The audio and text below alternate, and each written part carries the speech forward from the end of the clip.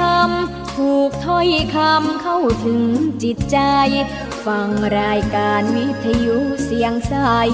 ส่งถึงใจไปสู่ปลายนา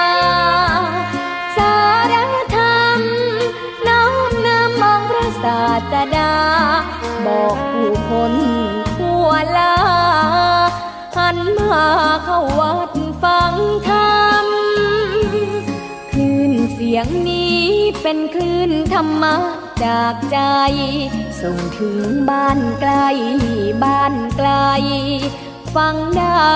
สุขใจล้ำยามดึกดื่นค่ำคืนมีงานต้องทำเป็นคลื่นสารธรรมเน้นย้ำธรรมะเพื่อนใจเสียงคลื่นธรรม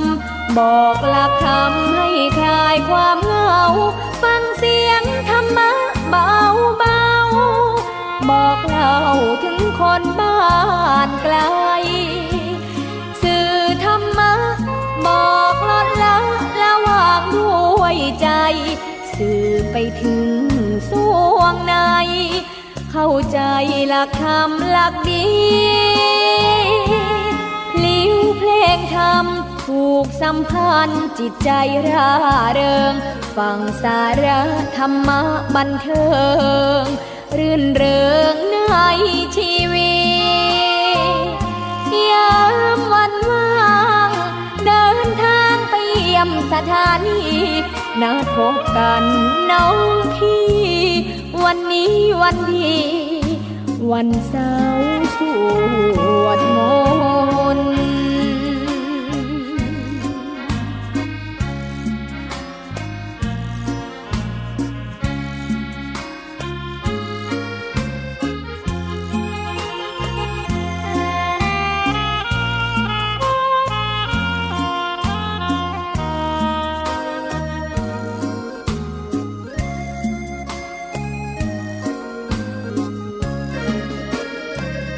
เสียงคลื่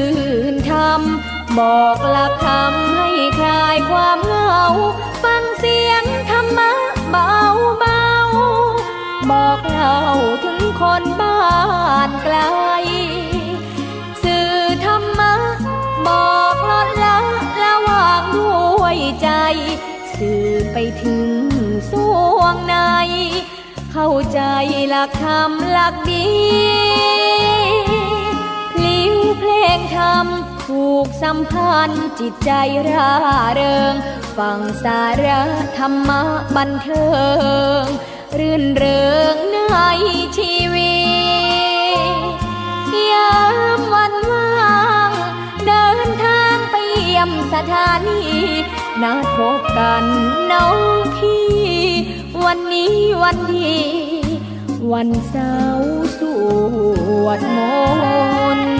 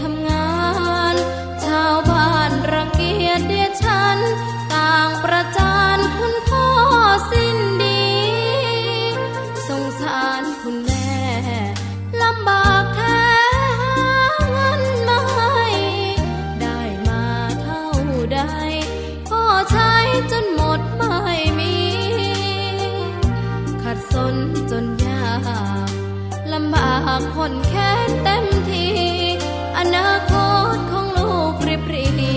ความหวังที่มีมืดมนพ่อดื่มสุราเหมือนกินน้ำตาของแม่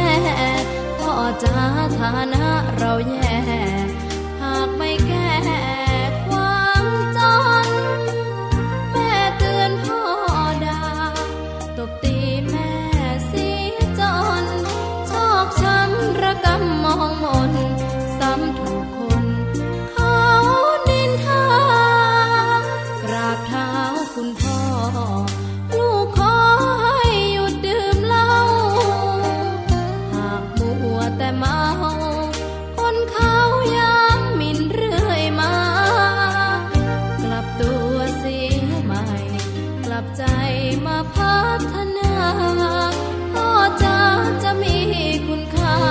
เลิกดื่มสุราเลิกการพนัน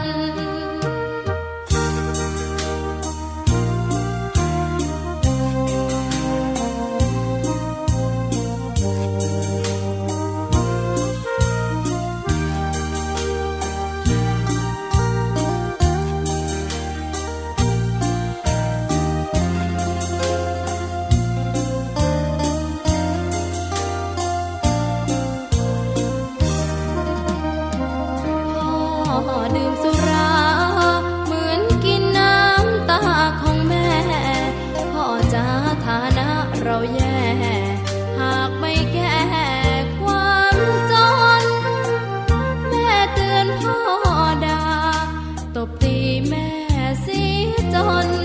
ชอกช้ำระกำมองมนซ้ำถูกคน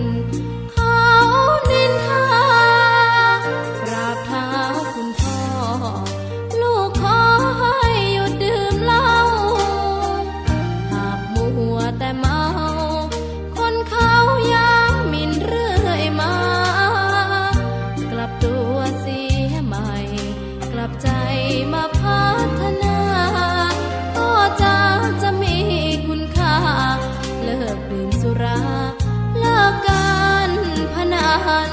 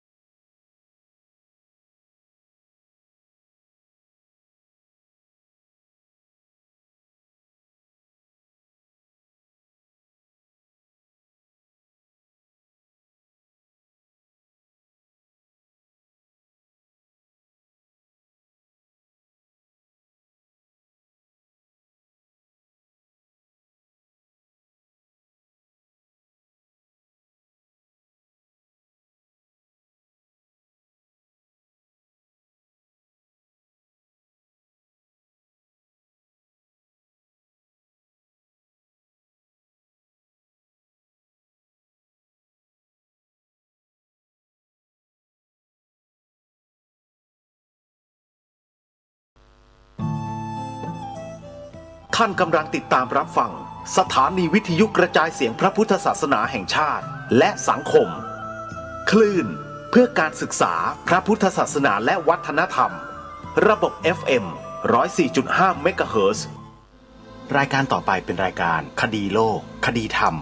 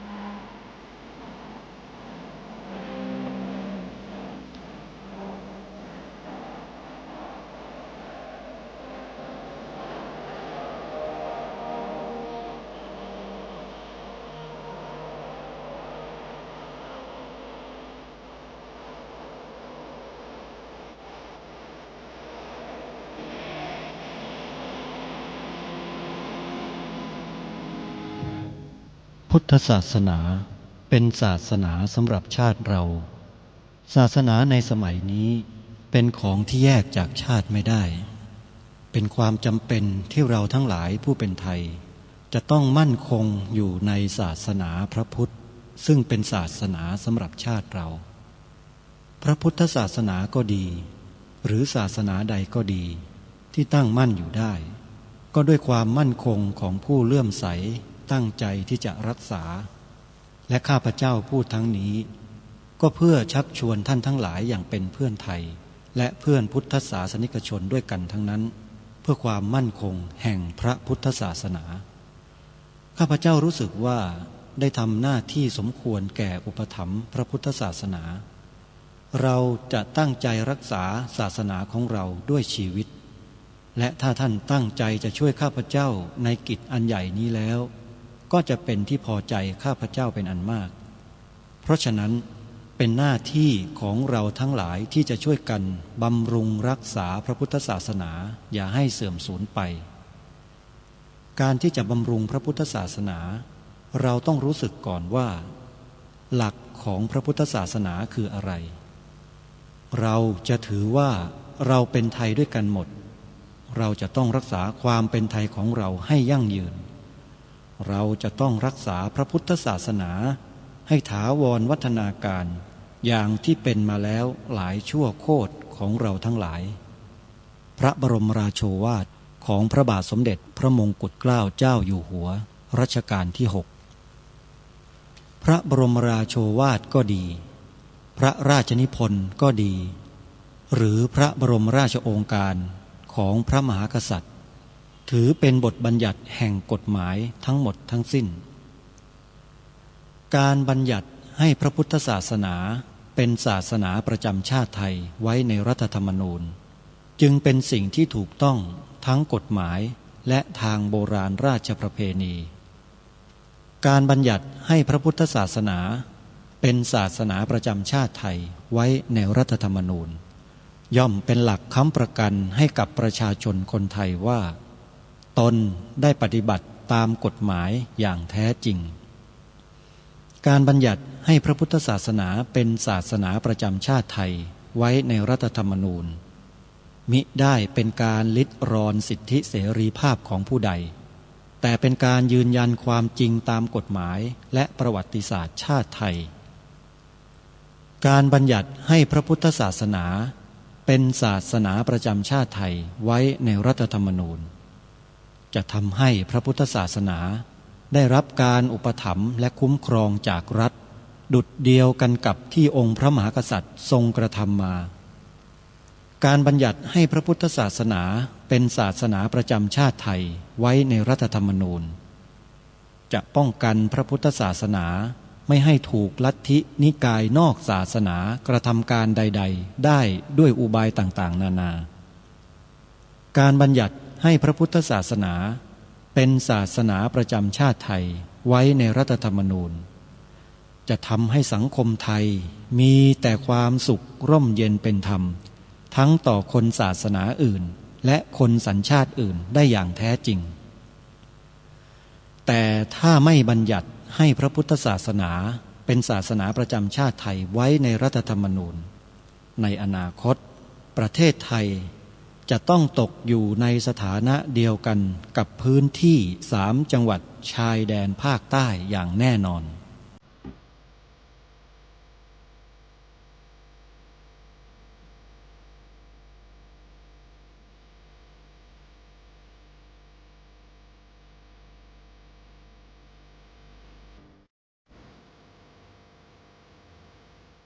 ขอ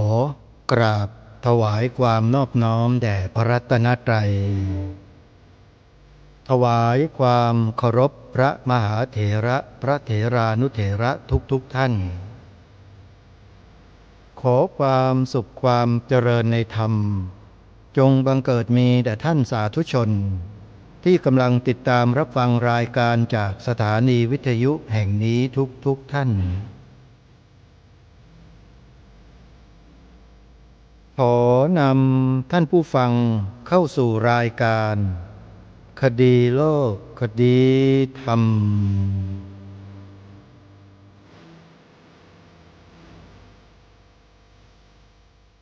พบกันวันนี้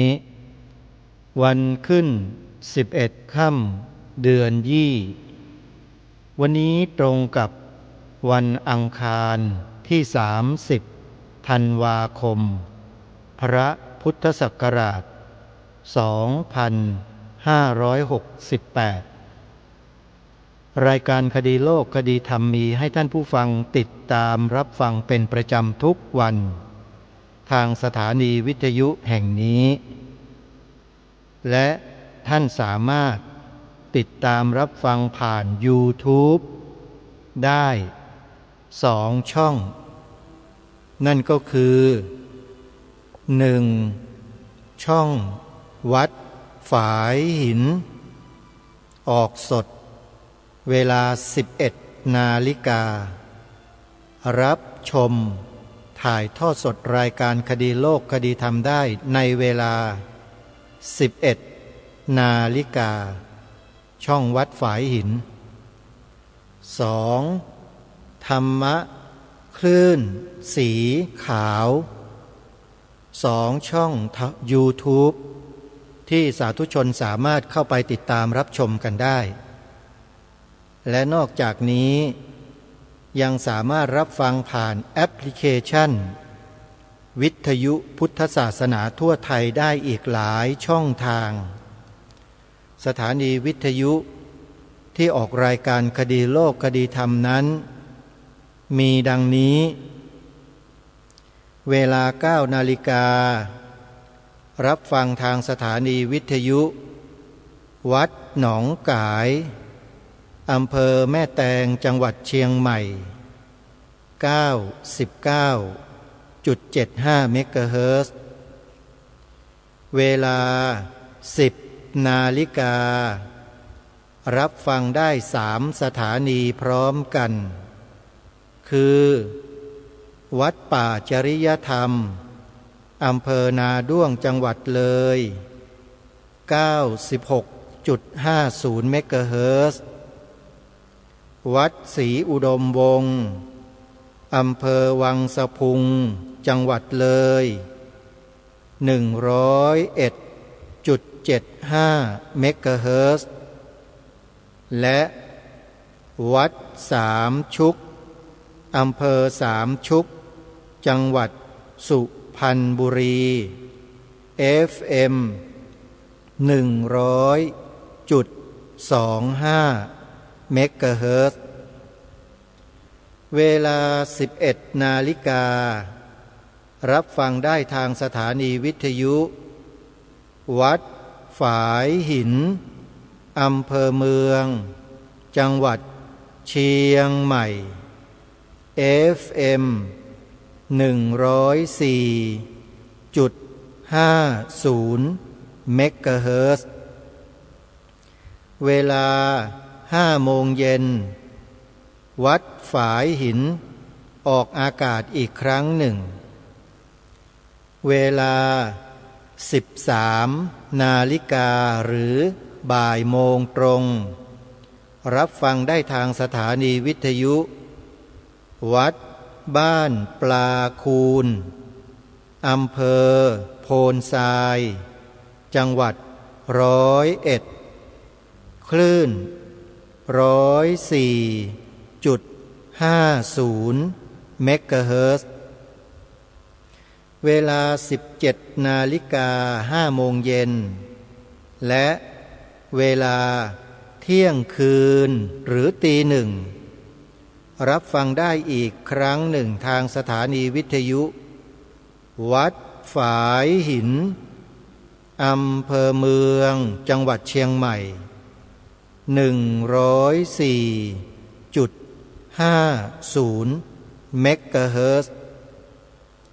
สถานีวิทยุที่เอ่ยนามมาทั้งหมดเมื่อสักครู่มีรวมอยู่ในแอปพลิเคชันวิทยุพุทธศาสนาทั่วไทยท่านสามารถใช้โทรศัพท์มือถือระบบ Android ดาวน์โหลดเพื่อติดตามรับฟังได้และยังมีสถานีวิทยุของครูบาอาจารย์ ที่ท่านได้จัดตั้งไว้อย่างถูกต้องอีกเป็นจำนวนมาก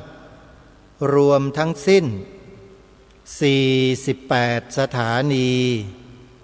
ในแอปพลิเคชันดังกล่าวเปิดธรรมะออกอากาศออนไลน์เข้าระบบอินเทอร์เน็ตผ่านแอปพลิเคชันวิทยุพุทธศาสนาทั่วไทยนี้ให้ท่านทั้งหลายได้เลือกรับฟังธรรมะดีๆที่สถานีวิทยุต่างๆนำมาเปิดตลอด24ชั่วโมงและสามารถพกพาโทรศัพท์มือถือไปฟังที่ไหนก็ได้ต่างประเทศทั่วโลกก็ได้นี่คือข้อดีของแอปพลิเคชันทำให้เราท่านทั้งหลายไม่พลาดโอกาสในการฟังธรรมหยิบขึ้นมาเปิดแอปพลิเคชันเมื่อไรเข้าไปในสถานีวิทยุใดเสียงธรรมะจะดังออกมาจากโทรศัพท์ให้ท่านฟังได้ทันทีขอกราบขอบพระคุณครูบาอาจารย์ทุกรูปที่ได้สร้างสถานีวิทยุธรรมะและสร้างแอปพลิเคชันให้ญาติโยมสาธุชนชาวพุทธเรานั้นสะดวกในการที่จะฟังธรรมะญาติโยมเมื่อเราได้ประโยชน์จากการฟังธรรมแล้วญาติโยมอย่าลืมครูบาอาจารย์ของเรานะท่านออกอากาศสถานีวิทยุเนี่ยสถานีวิทยุท่านมีค่าใช้จ่ายนะโยมทำบุญสถานีวิทยุที่ญาติโยมฟังนั่นแหละเดือนหนึ่งโยมกำหนดเลยจะทำเดือนละเท่าไรครูบาอาจารย์ท่านไม่ได้บังคับคนละไม้คนละมือโทรศัพท์เข้าไปสอบถามรายละเอียดครูบาอาจารย์แต่ละสถานีท่านจะประกาศหมายเลขโทรศัพท์ไว้ตอนต้นชั่วโมงทุกชั่วโมงเลยโยมคอยจดไว้นะโยมนะฟังรายการธรรมะรายการหนึ่งจบญาติโยมก็ต้องคอยจดหมายเลขโทรศัพท์เบอร์บัญชีที่สถานีวิทยุต่างๆคอยบอกญาติโยมด้วยจะได้ไม่ต้องไปรบกวนครูบาอาจารย์บ่อยครั้งแต่ถ้ามีปัญหาอะไรที่ต้องการความเข้าใจมากยิ่งขึ้นก็โทรศัพท์ไปสอบถามครูบาอาจารย์ได้นะโยมนะนี่คือการบริการที่ครูบาอาจารย์ท่านได้ทำให้แก่พวกเราก็อย่าลืมช่วยตอบแทนครูบาอาจารย์ท่านด้วยเราก็จะได้บุญหลายต่อเลยญาติโยมนะอนุโมทนาบุญกับญาติโยมทุกท่านประชาสัมพันธ์ข่าวงานบุญส่งท้ายปีเก่าวิถีไทยต้อนรับปีใหม่วิถีพุทธให้พวกเราชาวพุทธได้มีส่วนร่วมกันสวดมนต์ข้ามปีนี้ใครสะดวกที่ใดก็ขอให้ญาติโยมเดินทางไปร่วมกิจกรรมกันที่นั่นเพราะการทำกิจกรรมดังกล่าวนี้เป็นการส่งเสริมให้ผู้คนนั้นอยู่ในธรรมมีธรรมะเป็นเครื่องอยู่ญาติโยมธรรมะเป็นเครื่องอยู่เขาเรียกว่าวิหารธรรมธรรมเป็นเครื่องอยู่ยิ่งในปีต่อไปคือปีพระพุทธศักราช 2569 เนี่ยมีกระแสข่าวหลายต่อหลายกระแสต่างยืนยันเป็นเสียงเดียวกันว่าโลกมนุษย์ของเราเนี่ยจะมีสิ่งแปลกประหลาดเกิดขึ้นในโลกหลายต่อหลายกรณี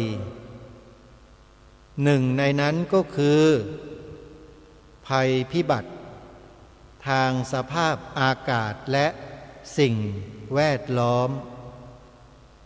ญาติโยมสาธุชนที่มีโอกาสได้ฟังข่าวสารข้อมูลที่มีคนเขานำเสนอ ผ่านสื่อต่างๆโยมก็คงจะทราบดีว่ากระแสข่าวเหล่านี้นั้นตรงกันเป็นส่วนมากแต่ทางรายการจะไม่ระบุลงไปนะโยมว่าเป็นเรื่องอะไรอย่างไรแต่จะขอบอกกับทุกท่านว่าการที่เราไม่ประมาทเนี่ยเป็นสิ่งที่ดีที่สุดทำตามที่พระสัมมาสัมพุทธเจ้าของเราตรัสสอนญาติโยมความไม่ประมาทเป็นหนทางแห่งการรอดความประมาทเป็นหนทางแห่งความตายพระสัมมาสัมพุทธเจ้าตรัสไว้นะปมาโทมัจจุโนปะทังชัดเจนเพราะฉะนั้นการที่เราได้ศึกษาเรียนรู้ธรรมะแล้วนำธรรมะนั้นไปปฏิบัติจนเกิดเป็นผลขึ้นในจิตในใจของเราเนี่ยผู้ใดที่สามารถกำหนดรู้เท่าทันสภาวะธรรมตามความเป็นจริงได้ผู้นั้นถือว่าโชคดีมากๆเลยเพราะเมื่อจิตใจเราเข้าถึงรู้เห็นสภาวะธรรมตามความเป็นจริงแล้วเนี่ยความยึดมั่นถือมั่นมันจะลดลงเบาบางลงเมื่อความยึดมั่นถือมั่นเบาบางลงมันก็บรรเทาความทุกข์ที่มันจะเกิดขึ้นในใจของเราลงไปด้วยเพราะความทุกข์ของมนุษย์ในโลกเราเนี่ยที่มันทุกข์ก็เพราะมีความยึดมั่นถือมั่นเกินไปเรื่องนั้นเรื่องนี้เรื่องโน้นสารพัดเรื่องบางทีอยู่เฉยๆนอนเฉยๆนี่ก็ยังทุกข์โยมเชื่อไหมคนเราเนี่ยนั่นแหละก็เพราะไม่มีธรรมในใจไงที่ไม่มีธรรมในใจเพราะอะไรเพราะไม่เคยสนใจธรรมะเลย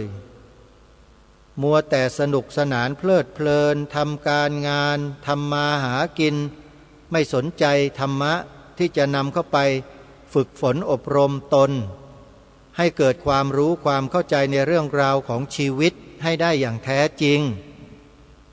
เมื่อเราไม่สนใจสิ่งเหล่านี้เราก็รู้ไม่เท่าทันไม่รู้เท่าทันอารมณ์ที่มากระทบเมื่อเรารู้ไม่เท่าทัน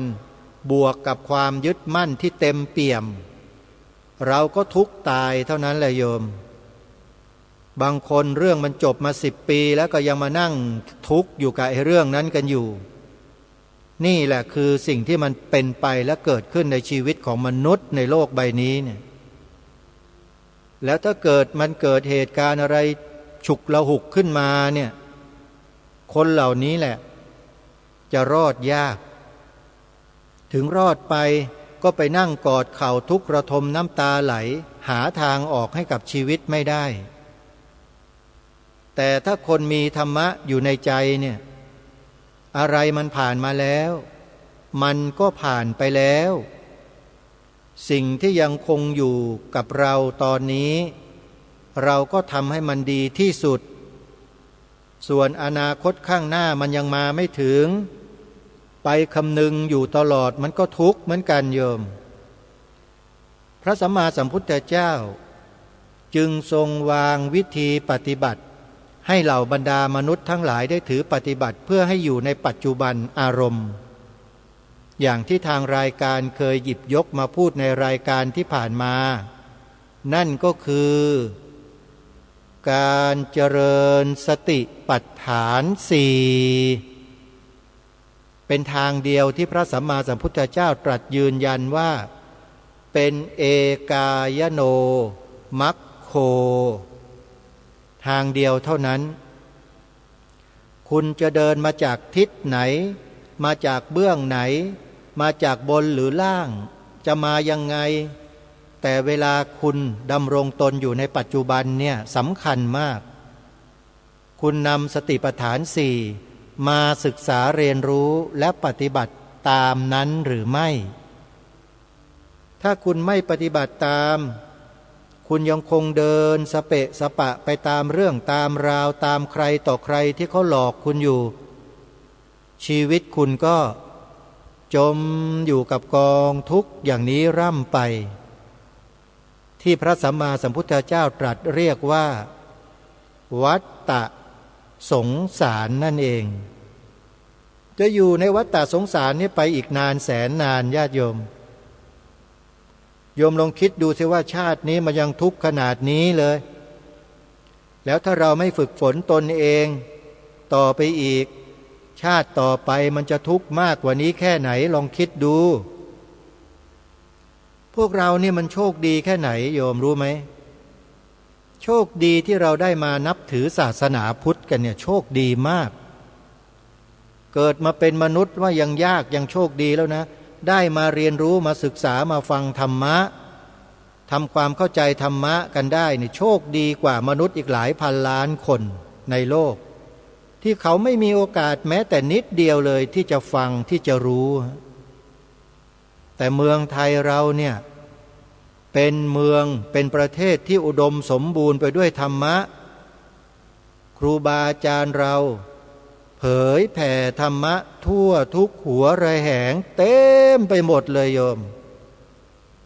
บางทีญาติโยมบางคนนะยังไม่เข้าใจยังไปตามล้างจับตามผลาญท่านจองล้างจองผลาญท่านไปแกล้งท่านไปทำลายท่านด่าท่านอะไรต่างๆสารพัดทำบาปทำกรรมให้กับตัวเองไม่จบไม่สิ้นคนพวกนี้เกิดชาติไหนชาติไหนก็ลำบากไม่มีคำว่าสบายตายจากชาตินี้ไปแล้วก็คงจะมีอบายภูมิเป็นที่หวังได้นั่นแหละหนักกว่าภูมิมนุษย์ซะอีกอบายภูมิเนี่ยลองไปดูก็ได้นะเดี๋ยวรู้เองแต่ถ้าไม่ไปได้ก็ดีโยม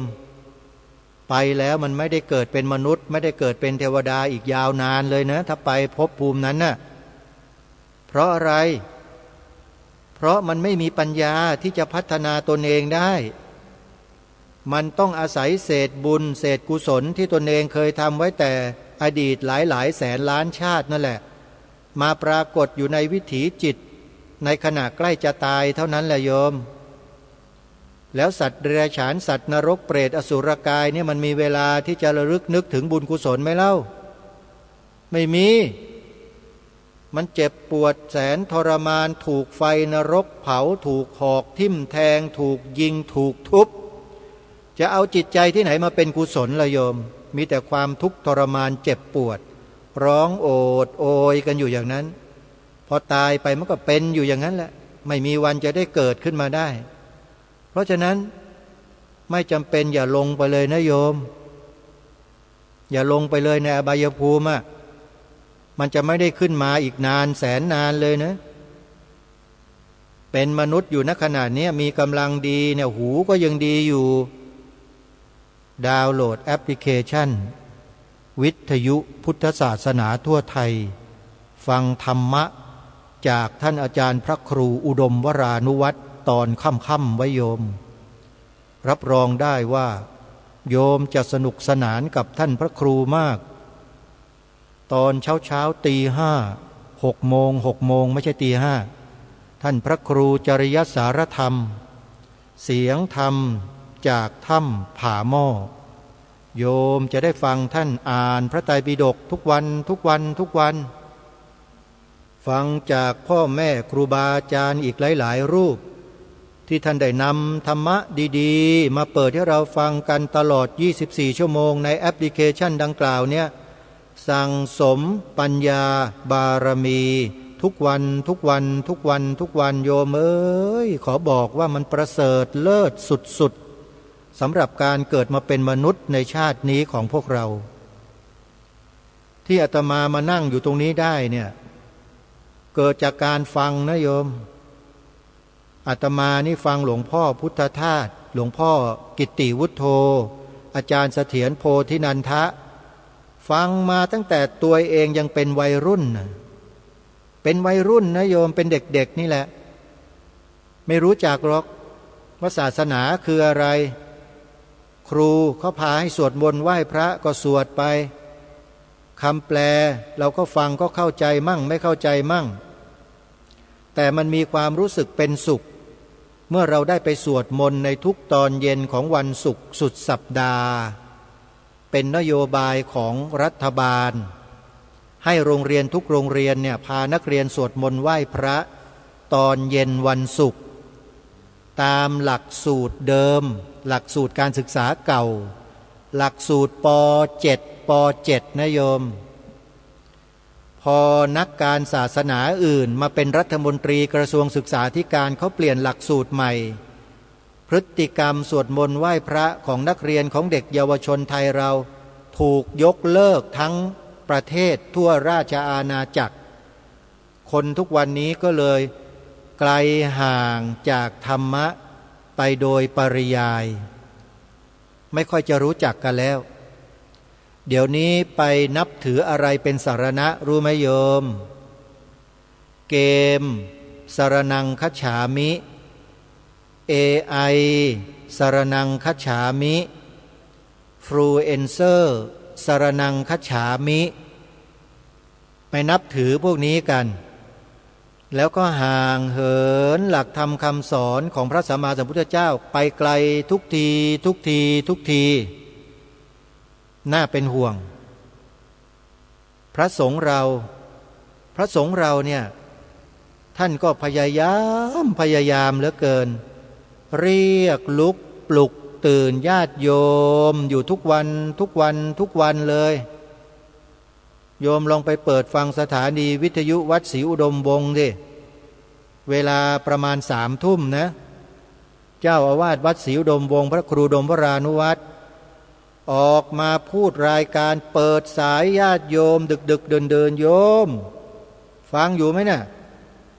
ไปไหนกันหมดหลับแล้วเหรอเนี่ยถือว่าเป็นความกรุณาของครูบาอาจารย์ท่านนะโยมเนี่ยพยายามปลุกโยมกลางดึกให้มาโทรศัพท์เข้ารายการโยมจะได้ตื่นทำไปกับท่านอาจารย์พระครูทุกวันนี่ในช่วงนี้ท่านกำลังประชาสัมพันธ์เชิญชวนญาติโยมไปร่วมงานปฏิบัติธรรมสัญจรที่พระธาตุนาดูลอยู่ในขณะนี้โยมไม่รู้ว่าได้กี่คันรถแล้วเนี่ยถือโอกาสประกาศเชิญชวนญาติโยมเลยก็แล้วกันว่าในระหว่างวันที่17-18 มกราคมศกหน้าใกล้จะถึงแล้วไม่กี่วันแล้วนะครูบาอาจารย์เราร่วมกันจัดงานปฏิบัติธรรมสัญจรครั้งแรกประจำปีพระพุทธศักราช 2569 ต้นปีที่พระธาตุนาดูลอำเภอนาดูลจังหวัดมหาสารคามยินดีต้อนรับสาธุชนญาติโยมทุกท่านทุกคนทุกพื้นที่ทุกท้องถิ่นทุกจังหวัดทั่วราชอาณาจักรเดินทางไปที่หน้างานแล้วไปร่วมกิจกรรมกันได้เลยจะมีการสวดมนต์ไหว้พระเจริญภาวนาฟังเทศฟังธรรมกันไปตลอดทั้งคืนถึงรุ่งเช้าเทศสอดแจ้งแล้วมีกิจกรรมให้พวกเราได้ร่วมสนุกกันด้วยโดยเฉพาะกิจกรรมจากรายการคดีโลกคดีธรรมมีของที่ระลึกไปมอบให้กับแฟนรายการโดยเฉพาะใครที่จะรับของที่ระลึกให้โยมเดินเข้าไปแจ้งเจ้าหน้าที่แล้วส่งการบ้านให้เจ้าหน้าที่เขาด้วยเพราะอาตมาให้การบ้านญาติโยมไว้ว่าใครที่ต้องการจะรับของที่ระลึกประจำรายการคดีโลกคดีธรรมนะให้ท่องจำบทพระราชนิพนธ์ความหมายธงไตรรงค์ทั้งหมดให้ครบไปส่งเจ้าหน้าที่เมื่อเจ้าหน้าที่พิจารณาแล้วเห็นว่าท่องได้ถูกต้องรับของที่ระลึกไปเลยเลือกเลยจะเลือกชิ้นไหนอย่างไรทางรายการเตรียมไว้ให้ ราะฉะนั้นญาติโยมเวลาอีก10 กว่าวันเนี่ยนะโยมยังมีเวลานะท่องได้นะโยมขอร่ำรำพันบรรยายความคิดเครื่องหมายแห่งสีทั้ง3งามถนัดขาวคือบริสุทธิ์สีสวัสดิ์หมายพระไตรรัตน์และธรรมะคุ้มจิตไทยแดงคือโลหิตเราไซซึ่งยอมสละได้เพื่อรักษาชาติศาสนาน้ำเงินคือสีโสภารจอมประชาถ้าโปรดเป็นของส่วนองค์จัดริ้วเข้าเป็นไตรรงค์จึงเป็นสีธงที่รักแห่งเราชาวไทยทหารอวตารนำไปยงยุทธวิชัยวิชิตคดชูเกียรติสยามท่องรวดเดียวจบรับของที่ระลึกไปเลยอันนี้เป็นกิจกรรมพิเศษที่ทางรายการได้ไปร่วมกับงานนี้โยมเป็นครั้งแรกด้วยนะที่ไปร่วมเนี่ยแล้วให้ฟรีนะโยมไม่ได้เสียตังค์ด้วยโยมเพียงแค่ท่องจำบทพระราชนิพนธ์ไปส่งให้เท่านั้นแหละโยมก็รับไปเลยนะใครท่องได้รับไปเลยโยมไม่มีเงื่อนไขอื่นแต่ถ้าใครท่องไม่ได้ทั้งหมดโยมก็ไปต่อท้ายแต่ต้องท่องให้ได้ท่อนเดียวก็ยังดีคือท่อนที่ว่าขาวคือบริสุทธิ์สีสวัสดิ์หมายพระไตรรัตน์และธรรมะคุ้มจิตไทยหมายถึงสีขาวในธงชาติไทยเนี่ยหมายความว่าอย่างนี้หมายความถึงพระพุทธศาสนาอันเป็นศาสนาประจำชาติไทยของเราเท่านั้นสีขาวนี่หมายถึงพระพุทธศาสนาเท่านั้นนะใครไปพูดเป็นอย่างอื่นนิยมไปจัดการให้หน่อยไปบอกเขาว่าคุณพูดผิดอย่ามาพูดแบบนี้นะคุณไปเอาสิ่งใดสิ่งอื่นมาปนไม่ได้นะเพราะองค์พระมหากษัตริย์ผู้ทรงพระราชทานความหมายนี้ทรงจำกัดเอาไว้เฉพาะพระพุทธศาสนาเท่านั้นในคำที่พระองค์ได้มีพระราชนิพนธ์เอาไว้ตอนต้นไงว่าขาวคือบริสุทธิ์สีสวัสดิ์บริสุทธิ์สีสวัสดิ์คือไม่มีสิ่งอื่นเจือปนนั่นก็คือพระพุทธศาสนาเท่านั้นโยมเนี่ยโยมท่องท่อนเดียวแล้วก็ไปรับได้เลยแต่ต้องรับต่อจากคนที่เขาท่องได้ทั้งหมดให้ผู้ที่เขาท่องได้ทั้งหมดรับไปก่อนโยมใครท่องได้ทั้งหมดได้รับก่อนใครท่องไม่ได้รับทีหลังไปตามลำดับตามเงื่อนไขที่ทางรายการประกาศออกรายการทุกวันเนี่ยโยมอันนี้คือกลุ่มที่สองนะท่องได้แค่ท่อนเดียวประโยคเดียวกลุ่มที่สามสามารถกล่าวประโยค2 ประโยคที่ทางรายการรณรงค์ให้กล่าวกันได้ก็ไปรับเป็นกลุ่มที่3ต่อจากกลุ่มที่2และกลุ่มที่4ท่องไม่ได้กล่าวประโยค2 ประโยคก็ไม่ได้ก็ให้บอกกับเจ้าหน้าที่ว่าฟังรายการคดีโลกยุติธรรมช่องทางไหนถ้าฟังทางสถานีวิทยุวัดอะไรอยู่อำเภอจังหวัดอะไรคลื่นวิทยุเท่าไหร่เวลาเท่าไหร่แหมอันนี้มันจะยากกว่าท่องจำบทพระราชนิพนธ์ความหมายธงไตรรงค์อีกนะอาตมาว่าเนี่ยจริงไหมโยมแม่จันทิพย์โยมแม่ฟังวัดฝายหินนี่จำได้ไหมว่าคลื่นอะไรโยมแล้ววัดฝายหินเนี่ยตั้งอยู่ที่ตำบลอำเภอจังหวัดอะไรโยมจำยากกว่าใช่ไหมท่องจำบทพระราชนิพนธ์ความหมายธงไตรรงค์ยังง่ายกว่าถูกไหมแล้วได้รับก่อนเพื่อนด้วยนะเห็นไหมล่ะเนี่ยเพราะฉะนั้นญาติโยม17 มกราคมเดินทางร่วมกับครูบาอาจารย์ที่ท่านประกาศจัดรถให้เนี่ยโยมโทรศัพท์เข้าไปแจ้งความประสงค์ได้เลยมีวัดไหนบ้าง1วัดศรีอุดมวงศ์ตำบลศรีสงครามอำเภอวังสะพุงจังหวัดเลยจัดรถตามจำนวนญาติโยมใครแสดงความจำนงจะไปร่วมงานกับครูบาอาจารย์โทรศัพท์ไปที่หมายเลขนี้089 840 4969 หมายเลขเดียวเลยวัดศรีอุดมวงศ์นะ0898404968ในจังหวัดเลยอีกวัดหนึ่งคือวัดป่าจริยธรรมลองโทรศัพท์ไปสอบถามท่านอาจารย์พระครูจริยสารธรรมกันดูนะโยมว่าท่านจัดรถไปกี่คันญาติโยมจะร่วมเดินทางไปด้วยได้หรือไม่โทรไปที่0833275700เบอร์โทรศัพท์เดียวเช่นกันมีอีกจังหวัดหนึ่งประกาศเชิญชวนญาติโยมไปร่วมกิจกรรมที่พระธาตุนาดูลวันที่17 มกราคมนี้คือจังหวัดกาฬสินธุ์จังหวัดกาฬสินธุ์ก็คือวัดอารามมงคลตำบลยางตลาดอำเภอยางตลาดจังหวัดกาฬสินธุ์พระครูปริยัติโพธิธรรมท่านจัดรถไว้บริการญาติโยมเหมือนเดิมโยมโทรศัพท์เข้าไปจับจองสำรองที่นั่งได้ตั้งแต่วันนี้เป็นต้นไปที่หมายเลข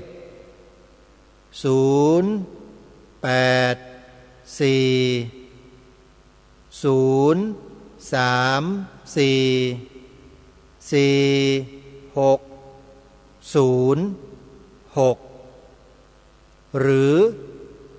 0942813500 หมายเลขวัดอารามมงคลนะโยมนะที่วัดนี้มีสามเณรลูกๆสามเณรหลานๆสามเณรบรรพชาศึกษาเล่าเรียนพระปริยัติธรรมอยู่จำนวนหลาย10 รูปโยมช่วยสนับสนุนท่านพระครูปริยัติโพธิธรรมวัดอารามมงคลกันด้วยโยมลูกหลานเราอุตส่าห์เสียสละความสนุกสนานส่วนตัวเขาเป็นเด็กนะมาบรรพชาเป็นสามเณรนะโยมคิดดูสิเขาต้องฝืนต้องอะไรต่างๆมากมายเลยแล้วต้องเรียนพระปริยัติธรรมด้วยเพราะฉะนั้นโยมต้องช่วยสนับสนุนส่งเสริมเด็กเยาวชนเหล่านี้ให้มากๆไปวัดอารามมงคลอำเภอยางตลาดจังหวัดกาฬสินธุ์นะโยมนะรับรองได้ว่าไม่ผิดหวังท่านอาจารย์พระครูปริยัติโพธิธรรมนี้สร้างเด็กเยาวชนเป็นคนดีให้แก่สังคมป้อนให้แก่สังคมมาหลายปีแล้วก็ป้อนให้กับสังคมเรื่อยๆพระที่ท่านทำงานอย่างเนี้ยโยมต้องช่วยสนับสนุนท่านนะโยมนะทีนี้ใครที่อยู่จังหวัด101ถ้าต้องการจะเดินทางมาร่วมงานที่พระธาตุนาดูลในวันที่17 มกราคมพระพุทธศักราช2519ที่จะถึงนี้ก็ติดต่อไปที่สอบถามไปนะที่วัดบ้านปลาคูนตำบลท่าหาดยาวอำเภอโพนทรายจังหวัด101หมายเลขโทรศัพท์0818396690มีเบอร์เดียวลองสอบถามครูบาอาจารย์ดูนะส่วนท่านที่อยู่จังหวัดสุรินทร์นี่กำลังฟังอยู่ที่อำเภอท่าตูมอำเภอรัตนบุรีเนี่ยโยมลองไปสอบถามท่านพระครูประภัสสมาธิคุณวัดป่าบ้านผือหรือท่านพระอาจารย์สอนเพชรอุทยานธรรมวังวิโมกข์อำเภอรัตนบุรีจังหวัดสุรินทร์กันดูโยมว่าครูบาอาจารย์จัดรถไปไหมนะโยมลองสอบถามท่านดูนะส่วนใครที่อยู่จังหวัดอื่นๆก็ลองสอบถามครูบาอาจารย์กันดูไม่ว่าจะเป็นสุพรรณบุรีวัดสามชุก จังหวัดเชียงใหม่ วัดหนองกาย วัดฝายหินเผื่อครูบาอาจารย์ท่านจะเดินทางมาร่วมงานด้วยอันนี้เผื่อไว้นะโยมนะแต่ยังไม่แน่ใจว่าครูบาอาจารย์ท่านจะจัดรถมาร่วมงานหรือไม่แต่ที่วัดป่าสะพานสองตำบลวังประจบอำเภอเมืองจังหวัดตากของพระอาจารย์บัวเรียนพุทธสโรเนี่ยตัวท่านเองน่ามาแน่แต่ท่านคงจะไม่ได้จัดรถให้ญาติโยมมาร่วมด้วยหรอกเพราะว่าท่านไม่สะดวกพระอาจารย์บัวเรียนเนี่ยท่านเสียตาทั้งสองข้างมองไม่เห็นโยมถ้าจะไปจัดรถจัดอะไรแล้วท่านจะลำบากไม่มีลูกศิษย์ลูกหาคอยช่วยแต่ท่านก็เดินทางมาแสดงธรรมในค่ำคืนของวันที่17 มกราคมที่พระธาตุนาดูลแน่นอนและมีครูบาอาจารย์อีกมากมายหลายรูปเลยจะมาสมทบมารวมกันที่นั่นคอยติดตามรับชมถ่ายทอดสดทางเพจ Facebook ทาง YouTube หลายๆช่องทางช่องหลักๆก็คือวัดศรีอุดมวงศ์ Official แฟนเพจวัดป่าจริยธรรม Official และ Facebook ของอาตมาเองใครที่ติดตาม Facebook อาตมาอยู่ก็ลองติดตามรับชมกันดูนะในช่วงนี้อาตมาไลฟ์สดถ่ายทอดสดการสวดสาธยายพระไตรปิฎกในงานสวดมนต์ข้ามปีที่วัดมหาธาตุยุวราชรังสฤษฎ์เขตพระนครกรุงเทพมหานครอยู่โดยจะมีการสาธยายไปจนถึงวันที่2 มกราคมปีหน้าก็ถือโอกาสประกาศประชาสัมพันธ์เชิญชวนญาติโยมที่อยู่ในเขตกรุงเทพมหานครมาร่วมสวดสาธยายพระไตรปิฎกกับทางวัดมหาธาตุยุวราชรังสฤษฎ์ท่าพระจันทร์สนามหลวงด้วยกันในเวลา18 นาฬิกาตอนเย็นนะโยมนะก็ถือว่าได้ประกาศประชาสัมพันธ์ไปในตัวด้วยก็อย่าลืมนะโยมงานปฏิบัติธรรมสัญจรที่พระธาตุนาดูล 17-18 มกราคมศกหน้าส่วนงานปฏิบัติธรรมสวดมนต์ข้ามปีที่วัดป่าจริยธรรมจัดงานมาตั้งแต่วันที่28 ธันวาคมแล้ววันนี้30 ธันวาคมวันพรุ่งนี้กิจกรรมพิเศษมีการสวดสาธยายแสดงธรรมกันตลอดทั้งวันทั้งคืนไปจนถึงเช้าของวันที่1 มกราคมรับศักราชใหม่ด้วยหัวใจที่เป็นสุขไปร่วมงาน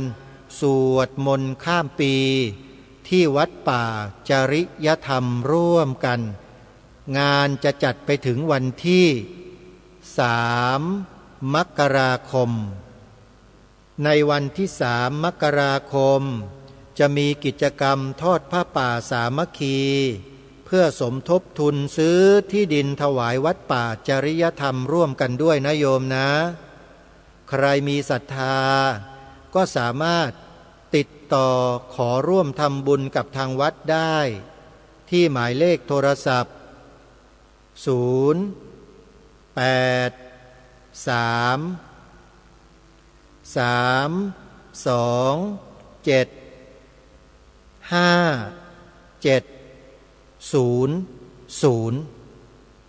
วันนี้มาสู่ช่วงท้ายของรายการแล้วก็ยังไม่ได้ปรารภปกิณกะทำอะไรเลยได้แต่ประชาสัมพันธ์บอกบุญญาติโยมให้มีส่วนร่วมกันในช่วงปีใหม่เพราะว่าเปลี่ยนศักราชปีนี้เนี่ยโยมถ้าเราไม่เข้มแข็งพอนะปีหน้า69เนี่ย เขาว่ามันหนักกว่าปีนี้นะโยมถ้าไม่เตรียมกายเตรียมใจเอาไว้บ้างบางทีเราอาจจะล้มตึงลงเลยก็ได้อย่าประมาทนะมาสวดมนต์มาไหว้พระมาปฏิบัติธรรมเปิดวิทยุเปิดแอปพลิเคชันฟังเทศฟังธรรมศึกษาธรรมกันเอาไว้เพราะจิตใจของคนเรานั้นมีความจำเป็นมากที่จะต้องฝึกฝนต้องอบรมในช่วงนี้ให้ต่อเนื่องเพราะในปีต่อไปมันจะเกิดเหตุการณ์อะไรขึ้นเราก็ไม่รู้มีหลายกระแสเขาบอกว่ามันหนักนะไม่ธรรมดานะโยมเพราะฉะนั้นเราอย่าประมาทกันนะโยมนะมาร่วมกันบำเพ็ญกองการกุศลในพระบวรพุทธศาสนาเอาไว้เพื่อพัฒนาใจเราให้เข้มแข็งเพื่อต่อสู้กับสิ่งที่มันกำลังจะเปลี่ยนแปลงในอนาคตอีกไม่นานข้างหน้าปี69วันนี้เวลาของรายการหมดท่านผู้ฟังต้องขอสมมุติยุติรายการไว้แต่เพียงเท่านี้พบกับรายการได้ใหม่ในวันต่อไปขอความสุขความสวัสดีในธรรมแห่งองค์สมเด็จพระบรมศาสดาสัมมาสัมพุทธเจ้าจงปรากฏเกิดมีขึ้นในจิตใจของท่านผู้ฟังทุกท่านทุกคนเทอญขอเจริญพร